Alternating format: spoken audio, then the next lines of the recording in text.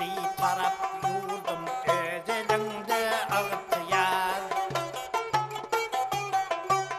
Arkadan sayesinde Türkmenilim bahtiyar.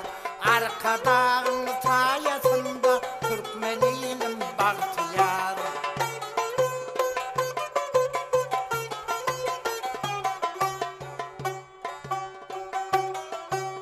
Koynu gülzar güllü ülke, sende cennet görkü var.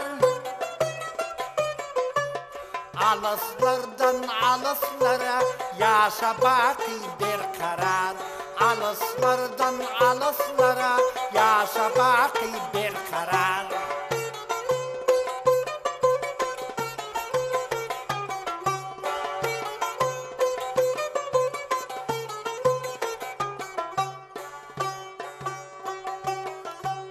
Beş vilayet, beş doğundur, cahan sana ıhtıvar.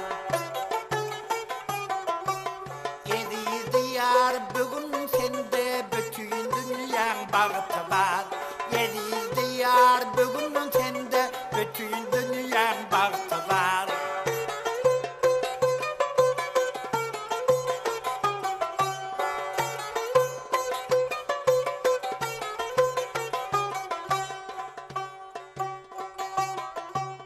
Ak yollarım önü var yer, din kucağım lelezar. Vasfım etsem dillerimde tükünmeyecek nağma var.